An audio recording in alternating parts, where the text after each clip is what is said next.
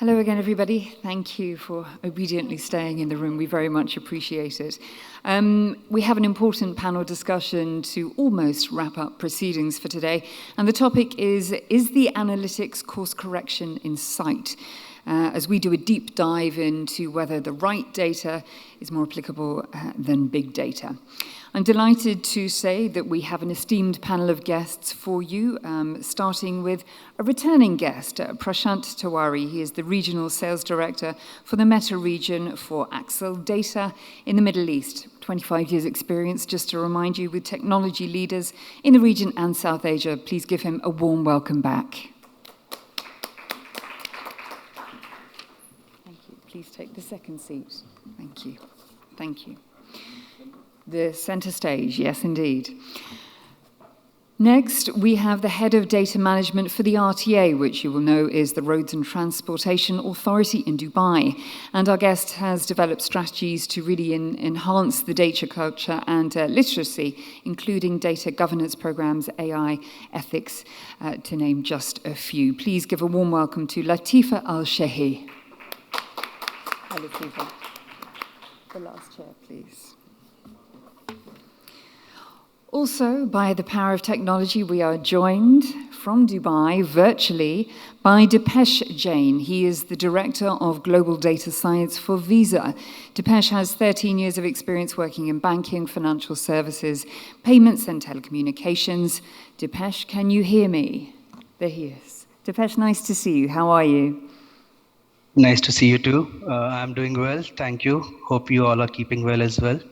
We're very glad to see you, coming through crystal clear. So it just remains for me to invite your moderator back to the stage. You'll remember him, it's Abhinav Mishra from Data Tech Vibe. Thank you.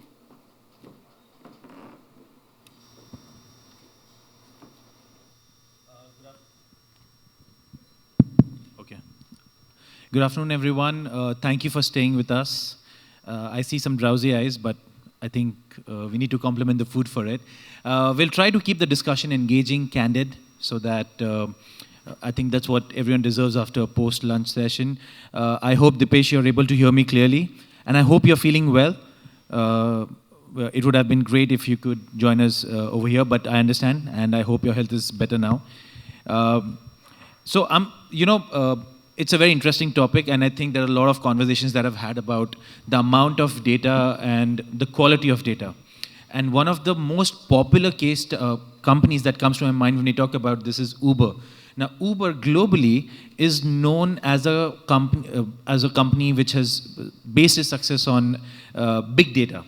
But of course, the amount of data that it collects has allowed it to start new verticals, enter new markets. But I read a very interesting thing recently, is that its success is not because of that, but its success is because of the right amount of small data that it needs to do a very critical thing, which is dispatch cars. So I'm going to start the conversation from there, and I'm going to start with you, Ms. Latifa. First question, of course, we are talking about, from the story that we just heard, we're talking about the right data. And the finding is that the big data is a challenge that most organizations struggle with. Now my question is, can big data be tamed? We're talking about right data, we'll get to that, but can big data be tamed? What are the common challenges, and how do you think teams can overcome this to extract the value from big data? So first of all, thank you for having me at this great event. I believe it's a great thing for us to meet and hear different point of views. So what RTA is doing today is really trying to leverage that problem. As you can imagine, RTA has all the different systems, whether it was rail. We have more than 150 systems in place. Today, RTA has more than 200 million data transactions being recorded in our systems. So when we talk about big data, we talk about RTA. And what we are trying to do is really leverage that big data, but it's not easy. First of all, we have to identify from top leadership what is the main challenge they want to solve. So once we can identify the right questions that they need answers to, so how many riders in the UAE per day, for example, then we can drill down, see which data sources are the most viable. Now in RTA, we use a matrix. We call it data use case selection matrix. This is something we created because you can imagine 150 systems, 44 departments within RTA, everyone has a need. And the CEOs today are really trying to leverage having the smartest city in the world and delivering best customer experience, whether it was from our riders who are riding the taxis, if anyone came here using the transport. We're also trying to see how we can support to smoothen the process for the customers. Now, when we look at data, the main challenge is, first of all, to know what is there. The second is to know how we can talk to each other and create interoperability between those data sets. And the third is actually to drive value. So data can be tamed if the right team is in place. This is what we're trying to do. We're building and enabling the data stewards in RTA. We're trying to think about no-code, low-code platforms, so anyone can be a data scientist. So these are some areas that I believe focus on the people, because technology will keep changing. This is what our strategy moving forward is doing now.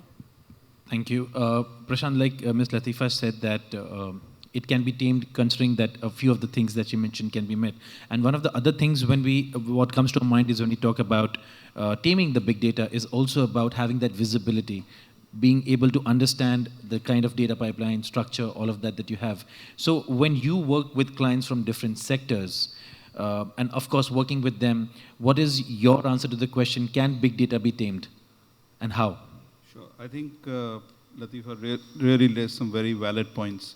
The first thing which she raised was about the use case selection matrix. So that is extremely important, because once business and IT partner, the road becomes much easy.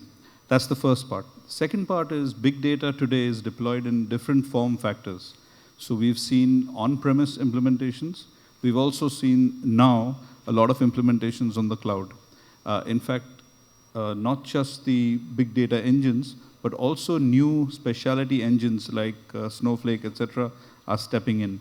So we are seeing that if the use case selection is strong, if the use case selection and the technology choice is merged together, it often results in a fairly good and credible choice.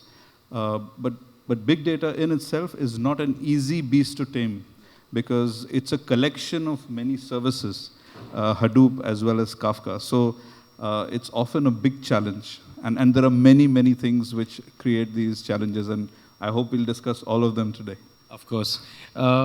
Deepesh, I would like to bring you in. You heard Prashant talk about how big a beast big data is. So what has been your experience in trying to tame this beast that we are all talking about, that we're calling big data? So I completely concur with the points that have been raised by my fellow panelists, Latifa and Prashant. So I'll start off with the 5 V's that are the typical characteristics of big data: the velocity, volume, variety, the veracity, and the value. So as with any other data, like the idea is to use the big data to derive most value for the business. And in order to do that, it has to be tamed, or it needs to be tamed, so that insights can be derived and implementable recommendations can be made. So some of the common challenges that we also face, like on similar lines as both Latifa and Prashant have mentioned, that it's easier to get overwhelmed when you are in the midst of so much of data. And at times it's difficult, especially for newcomers in the role or in the industry. It's difficult to figure out what kind of data exists and where it exists. So I believe, and not every data point is of equal value, depending on the use case. So again, I think it's the business problem, the use case, that should be the driver of it. And then based on that, it is to be determined, I think, working collaboratively and closely with the data warehouse teams or the data engineers to figure out which data element sits in which system, and then essentially determining that whether those systems interact and talk to each other. So that would be the general approach. And then another approach that I try to follow is that start with something simpler. Start with something which is simple, based on less volume of data, and then add data points and data elements to it sequentially. So we all have some judgments, some intuition, and based on our experiences and on our common sense. So the idea is that we use this data to validate or invalidate the hypothesis that we have. And that is how I would approach in trying to tame the beast that big data is. Of course, and I must say that you're a great brand advocate as well, because even your 5 core principles started with a V, the name of your company. I mentioned it as a joke. I think my joke didn't go through. No problem. I'll come back to the next question.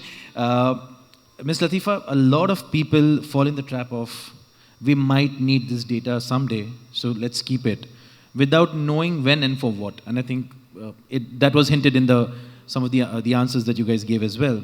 How do you, as an organization, stop yourself and your organization from falling into that trap? See, being in a government organization, sometimes we have to store the data, yani, okay? But I think what is happening now moving forward is the use of AI. Now, if you create AI models on top of data, you can scrap the data and still use the models. So these are sustainable solutions we're trying to think about and looking at, as the team clearly mentioned, data and knowing that we need this data someday. And sometimes the top management say, oh, look, why can't we use Acceldata data today? Why can't we use additional data sources? And this is a nice conversation to have, because most organizations look at building a use case. Okay, you built one, then what? You need to scale the use case. You need to optimize the use case. You need to drive more insights to top leadership. You need to create and merge with additional data sources for it to order to be solving your challenge today. Because in government, we look at the future. We're always thinking about future foresight. And to know what's going to happen in the future, you need to know your past. And sometimes having that data can really support you in driving and learning from mistakes that happened previously. So I think it's an important balance to play. But the most important is to identify the top level and main data domains within the organization is key. And then put on top of that the legacy systems and look at data observatory and data lineage of different tools and softwares. And because the use case that suits the top management today will not suit them tomorrow, because leaders ask a lot of questions, as we all know.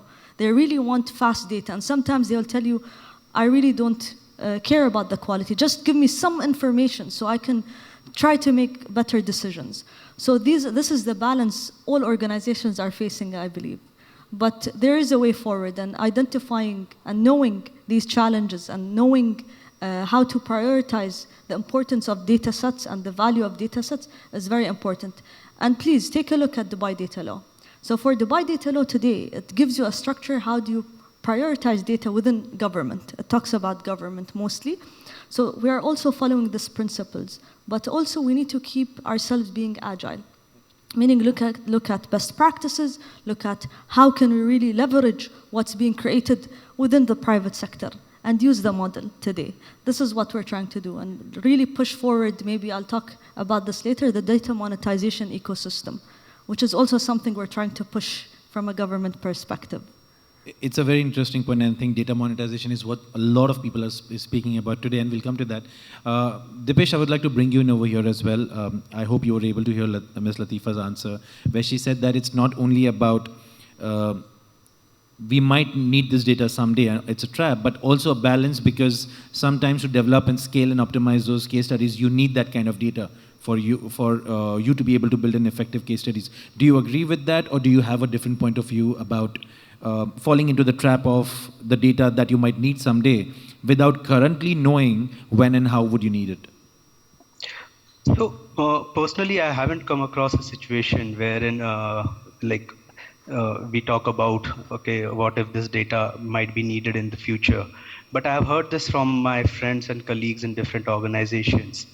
And to a large extent, I agree with Ms. Latifa over here that the idea is to strike a balance, because if you try to put everything into your database management, it tends to become overloaded and it might lose its efficiency and effectiveness. To address this, I believe anticipation is the key. anticipation in terms of what kind of business problems or the business questions that we are trying to answer with data. And to be able to do that, the idea is that we like to have to bring all the stakeholders together, be it from the business side, be it the product owners, be it the data scientists and other folks in the organization, so that we are able to anticipate what kind of questions do we need answers to, and what data elements might be required to provide answers to those questions. And Ms. Latifa also mentioned about Agile. I think Agile framework helps here. So rather than bringing everything together in one go, it's better that we incrementally keep adding on to the data sources or data fields which would be required or which are required to respond appropriately or with more insights to the problem that we are trying to solve. So thank you, Prashant. As Deepesh mentioned, that anticipation is the key. And so do you agree with that, or you have a different thought process? No, I completely agree with the points that both of them have made. Today you have open data initiatives. You've got a lot of compliance-driven initiatives in banking, telecom, etc. You also have information islands. So in a lot of enterprises, you have HR or marketing who comes up and does their own analytical platforms. And it's important in such cases that you have a fairly simple and easy to use classification and metadata platform so that you can easily identify where your data points are. So Agile is absolutely the need of the hour. So today tooling is available which can support these business problems. It's easily available. So Prashant, I'm going to stay with you for this. Like we spoke about storing the data that we might or we might not need. From where we come to the next question is about the waste, right? When we talk about, I think that's a big question that comes to our mind, is to identify what drives waste in our business when it comes to data. And how do you think organizations should go around identifying and work around it, right? Because, so what are your views on that? Yeah, I think I'd give it a slightly positive spin. I'd call it optimization. So optimizing is when you get the best of what you already have and what you're going to have. So you could use structured, unstructured data on-premise or on the cloud in the most optimal fashion in terms of runtime and cost. So you don't need to worry about what you've already got because you can use that effectively. With a mix of tooling and talent, you can solve this problem today. So I mean, I don't want to get into a corporate spin here, but there are effective solutions available which could easily solve this problem. Ms. Latifa, Prashant mentioned it as not waste, but optimizing it. But can we call it optimizing all the time? And what are your views on data waste and how do you work around it? Identifying and working around it. Yeah, so he touched upon very well, I think, the points. But today we have the issue of data debt. Okay, you are storing the data. Okay, you're spending so much tools to cleanse the data. What is the outcome? And this is a question that's always been asked to data teams and data governance teams or data science teams. What is the outcome? And it's very important to leverage as well. Leverage the balance between not only creating valuable use cases, but also optimizing the process behind and the workflow. So if we automate the data quality rules, if we automate how this data is being merged to other data sources, if we automate all of these practices, I think the time to market for the analytical tool to be refreshed, for example, or if it's real-time analytics, it will really help the decision makers to solve the questions they have now, rather than waiting. So the key is optimizing through automation. This is also an additional point I'd like to make. Deepesh, your views, we started off from calling it waste, now we're calling it optimizing through automation. What are your views on it? I think it's a mix of both optimization and eliminating or minimizing waste. So my view is that data that is not in a usable form or does not match certain quality standards is of no use.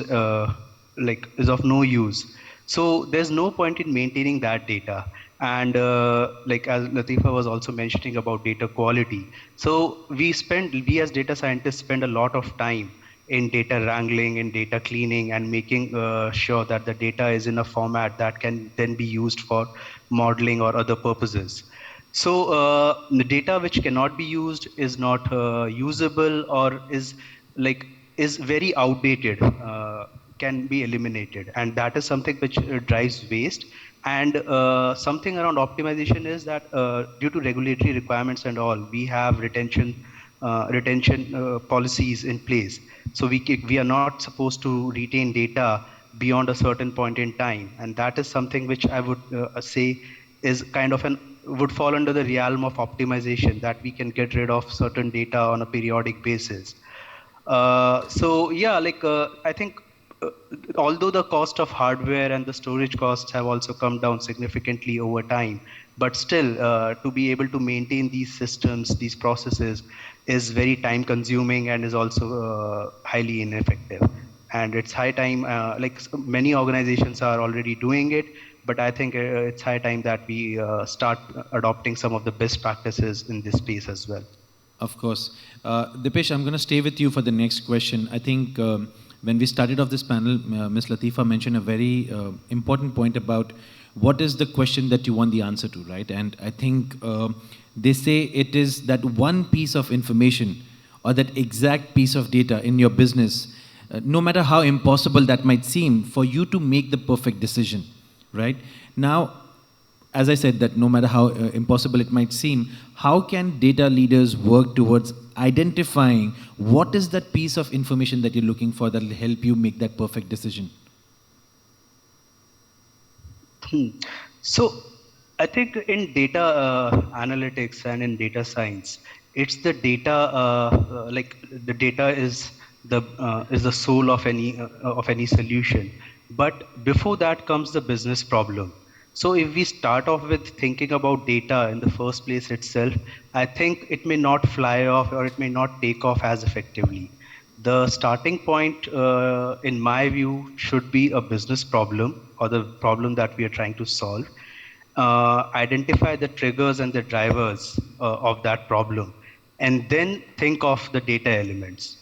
Although there are situations and scenarios where we try to think of having that perfect data element which can help me solve that problem completely. So I'll give you an example from my previous experience in telecom.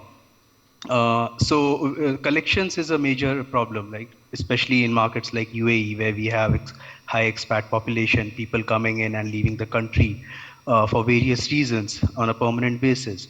So the outstanding that they have against the postpaid bills, and this can easily be extended to any lending organization, be it for credit cards or for mortgage or home loans or auto loans.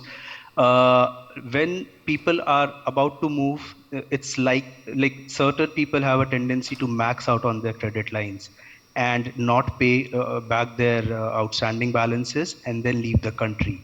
So this behavior leads to increased bad debt, right? So if, like, as a business leader, I would say that, okay, my bad debt is driven by the people evading, like people leaving the country permanently. So if I can figure out when this particular customer is about to exit the country, that data point would help me solve the problem of bad debt completely.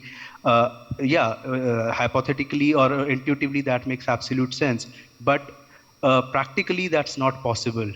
Like, we can try to identify proxies and surrogates which can help identify the time of exit of a customer. Something like the customer starts, a customer is no longer contactable, if that is a word. Or if we know that if we are able to determine the customer's location using the mobile cell locations, using telecom data, then we can figure out the movement of the customer. And these all data elements put together can help us identify the likelihood of customers who may exit the country, and then take corrective actions or corrective measures in place to minimize the problem of bad debt. So I think it all starts with the business problem that we try to solve, and then the data part comes later. Of course, Ms. Latifa, like Deepesh mentioned in the example that a very good example that he gave, I think in that the perfect piece of data that the business wants is when are you leaving the country? So taking a cue from that, and obviously that's an almost impossible thing to achieve very particularly. So do you think that perfect piece of data is something that data leaders should chase? Does it exist? How can you identify what is that exact piece of information? Like in this case, at least they know what is the exact piece of information that they're looking for. How do you identify that and how do you work around it? So first of all, it's all about leadership and data literacy. It comes down to the people. Sometimes decision makers and leaders really want to have an analytical tool, but once that's there, they really struggle sometimes. They need data management teams, data scientists to handhold them to start using it as their daily operations. So there is a lag time there where we need to connect with the business leaders today of our organizations. Now I'll give you an example also from an RTA point of view. We had a challenge of how can we improve the operations of taxi, and when you call for a taxi, how can we improve the taxi reaching you in a certain amount of time? So we looked at the different data sources within RTA, and we tried to find how we can solve this challenge. And we were able to connect with the stakeholders, the business teams, the data scientists, and create a data collaborative around that use case. And we were able to decrease 17% the amount of time where we can predict where the customers will be handling in different certain times of the year, on certain days and certain times. So this is the first instant of the use case. But then we thought, okay, today we can scale that use case using mobile data, for example. And we can also improve using methodologies such as origin destination, where do you live and where do you work, and identifying that. So this is, I think, where the managements and business leaders are going. From nowcasting, let me know what's happening in the industry today, to forecasting and scenario planning. In case if there was an emergency, what should we do? And what are the paths? I think data also solves this crucial issue.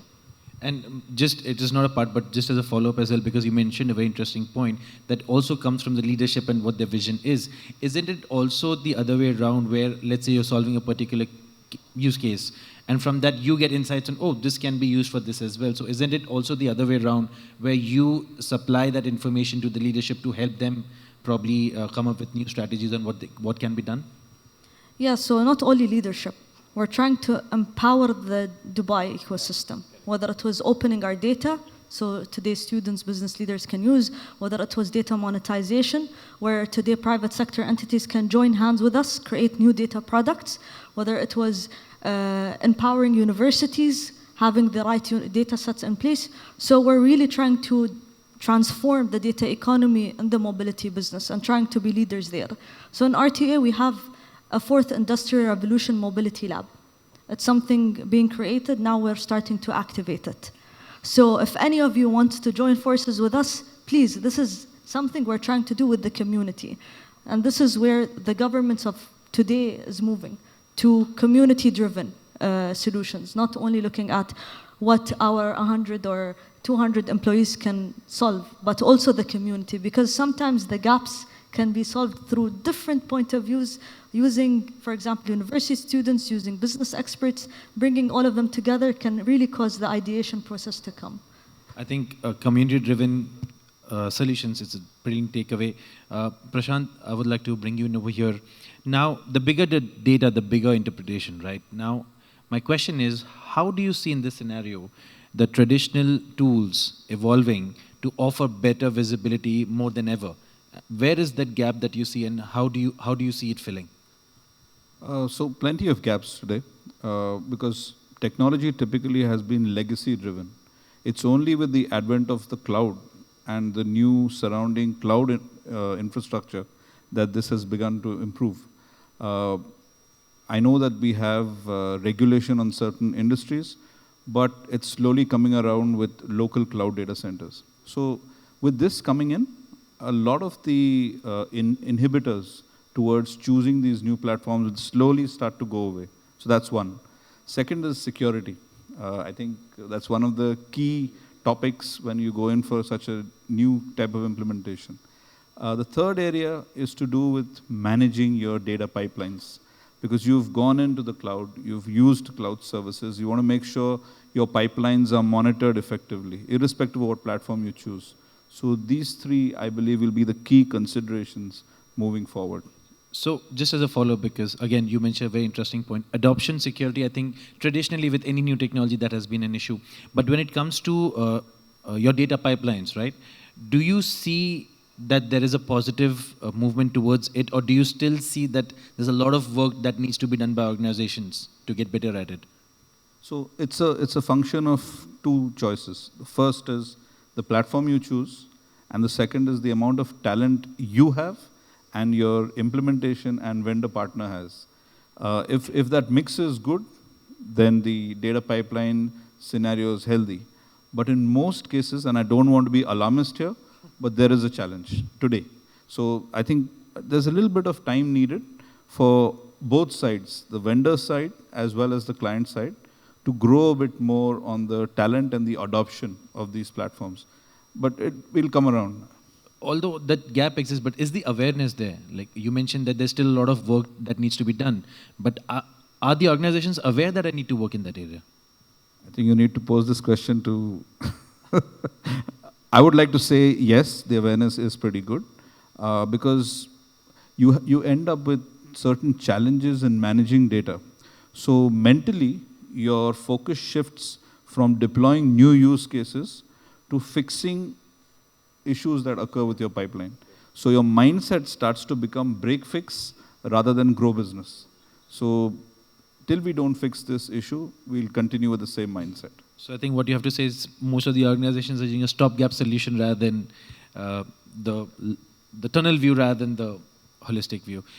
Sorry, we are at the end of the time for today, but with that, we come to the end of the panel discussion. Thank you so much, Ms. Latifa. Thank you, Prashant. Thank you, Deepesh, for joining us virtually.